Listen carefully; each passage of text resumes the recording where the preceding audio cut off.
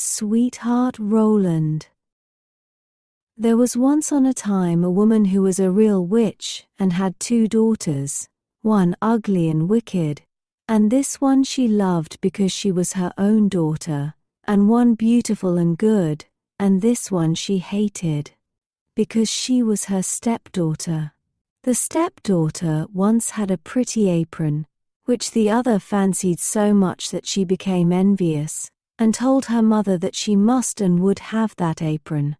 "Be quiet, my child," said the old woman, "and thou shalt have it. Thy stepsister has long deserved death. Tonight when she is asleep I will come and cut her head off. Only be careful that thou art at the far side of the bed, and push her well to the front." It would have been all over with the poor girl if she had not just then been standing in a corner and heard everything. All day long she dared not go out of doors, and when bedtime had come, the witch's daughter got into bed first, so as to lie at the far side, but when she was asleep, the other pushed her gently to the front, and took for herself the place at the back, close by the wall. In the night, the old woman came creeping in. She held an axe in her right hand, and felt with her left to see if anyone was lying at the outside, and then she grasped the axe with both hands, and cut her own child's head off. When she had gone away, the girl got up and went to her sweetheart, who was called Roland, and knocked at his door.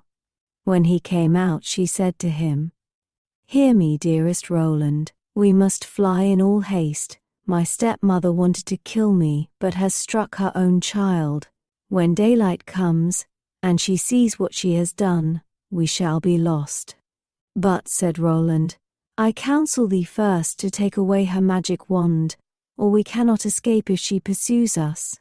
The maiden fetched the magic wand, and she took the dead girl's head and dropped 3 drops of blood on the ground, one in front of the bed, one in the kitchen, and one on the stairs. Then she hurried away with her lover. When the old witch got up next morning she called her daughter and wanted to give her the apron, but she did not come. Then the witch cried, "Where art thou?" "Here, on the stairs, I am sweeping," answered the first drop of blood. The old woman went out, but saw no one on the stairs and cried again, "Where art thou?" "Here in the kitchen I am warming myself," cried the second drop of blood. She went into the kitchen but found no one. Then she cried again, "Where art thou?" "Ah, here in the bed I am sleeping," cried the third drop of blood. She went into the room to the bed. What did she see there? Her own child, whose head she had cut off, bathed in her blood. The witch fell into a passion, sprang to the window, and as she could look forth quite far into the world, she perceived her stepdaughter hurrying away with her sweetheart Roland. "That shall not serve you," cried she. "Even if you have got a long way off, you shall still not escape me." She put on her many-league boots, in which went an hour's walk at every step, and it was not long before she overtook them. The girl, however, when she saw the old woman striding towards her, changed, with her magic wand, her sweetheart Roland into a lake, and herself into a duck swimming in the middle of it. The witch placed herself on the shore, threw breadcrumbs in, and gave herself every possible trouble to entice the duck.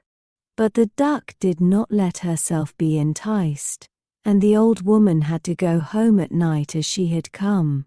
On this the girl and her sweetheart Roland resumed their natural shapes again, and they walked on the whole night until daybreak.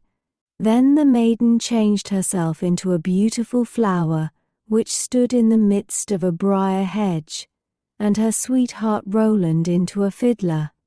It was not long before the witch came striding up towards them and said to the musician, "Dear musician, may I pluck that beautiful flower for myself?" "Oh yes," he replied, "I will play to you while you do it." As she was hastily creeping into the hedge and was just going to pluck the flower, for she well knew who the flower was, he began to play, and whether she would or not, she was forced to dance, for it was a magical dance.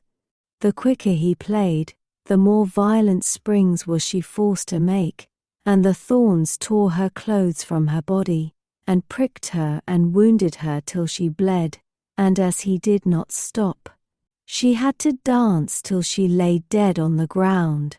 When they were delivered, Roland said, "Now I will go to my father and arrange for the wedding. Then in the meantime I will stay here and wait for thee," said the girl, "and that no one may recognize me, I will change myself into a red stone landmark."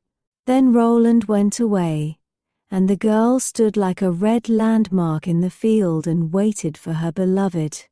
But when Roland got home, he fell into the snares of another, who prevailed on him so far that he forgot the maiden. The poor girl remained there a long time, but at length, as he did not return at all, she was sad, and changed herself into a flower, and thought, "Someone will surely come this way, and trample me down."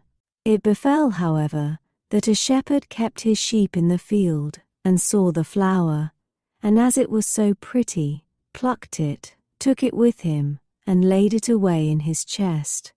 From that time forth, strange things happened in the shepherd's house.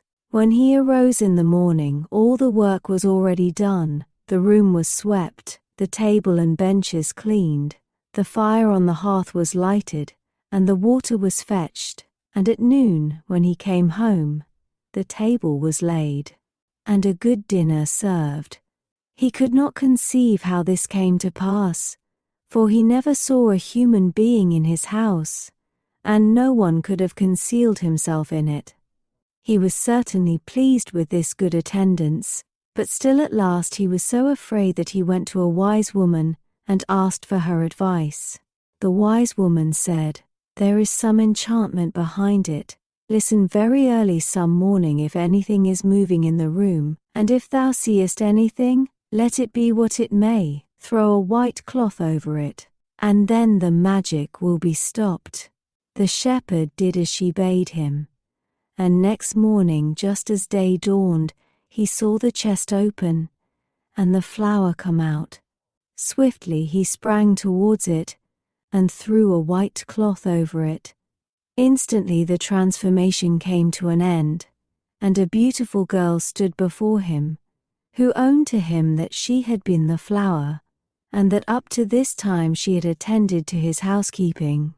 She told him her story, and as she pleased him he asked her if she would marry him, but she answered no, for she wanted to remain faithful to her sweetheart Roland, although he had deserted her. But she promised not to go away, but to keep house for the shepherd for the future. And now the time drew near when Roland's wedding was to be celebrated, and then, according to an old custom in the country, it was announced that all the girls were to be present at it, and sing in honor of the bridal pair. When the faithful maiden heard of this, she grew so sad that she thought her heart would break, and she would not go thither, but the other girls came and took her. When it came to her turn to sing, she stepped back, until at last she was the only one left, and then she could not refuse.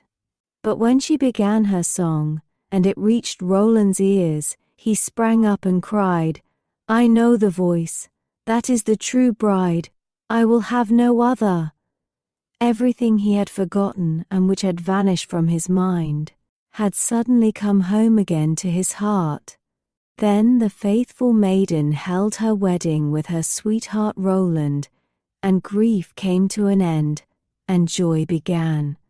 Please like and subscribe for more bedtime tales.